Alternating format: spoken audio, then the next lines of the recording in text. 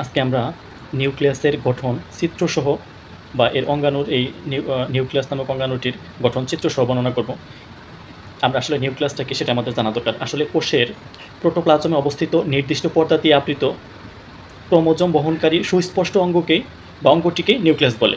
এটি গোলাকার, ডিম্বাকার বা নলাকার হতে পারে। আমরা দেখতে পাচ্ছি আমাদের চিত্রে একটি নিউক্লিয়াসের গঠন দেখতে পাচ্ছি।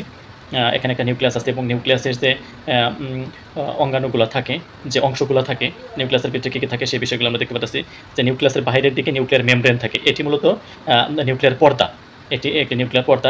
এরপরে থাকে হচ্ছে আপনার এই যে ভিতরের দিকে যে গোলাকার অংশ থাকে সেটা হচ্ছে অংশ থাকে, সেটাকে বলে আসলে নিউক্লিওপ্লাজম।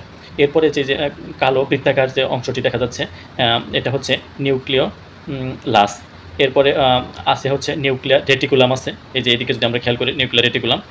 তারপরে যে নিউক্লিয়ার যে রন্ধ্র অর্থাৎ নিউক্লিয়ার মেমব্রেনের যে মাঝে মাঝে যে ছিদ্র থাকে সেই ছিদ্রগুলোকে আসলে নিউক্লিয়ার রন্ধ্র বলে। তো আমরা এখন গঠনে চলে যাচ্ছি।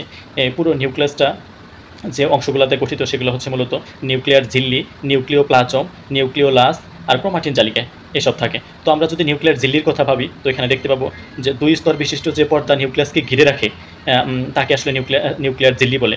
এটি প্রোটিন ও লিপিড দিয়ে তৈরি হয়। নিউক্লিয়ার ঝিল্লির মাঝে মাঝে কিছু ছিদ্র থাকে যাকে নিউক্লিয়ার রন্ধ্র বলে। এই যে ছিদ্র আর ছিদ্রটিকে নিউক্লিয়ার রন্ধ্র বলে। এরপরে হচ্ছে নিউক্লিওপ্লাজম। নিউক্লিয়াসের ভিতরে জেলির মতো পদার্থকে নিউক্লিওপ্লাজম বলে বা একে নিউক্লিয়ার রস বলে। এতে নিউক্লিক অ্যাসিড, প্রোটিন, এনজাইম ও খনিজ লবণ থাকে। নিউক্লিওপ্লাজমের ভিতরে এই যে ছোটো ছোটো ক্ষুদ্র ক্ষুদ্র যে জেলির মতো পদার্থ থাকে একে নিউক্লিয়ার রস বলে বা নিউক্লিওপ্লাজমও বলা হয়। এরপরে হচ্ছে নিউক্লিওলাস। নিউক্লিয়াসের মধ্যে সবচেয়ে গাঢ়, এই যে নিউক্লিয়াসের মধ্যে সবচেয়ে গাঢ় যে গোলাকার বস্তুটি থাকে একে নিউক্লিওলাস বলে। এর গায়ে ক্রোমোজোমগুলো লেগে থাকে। এটি আরএনএ এবং প্রোটিন দিয়ে তৈরি হয় এবং রাইবোজোম তৈরি করে।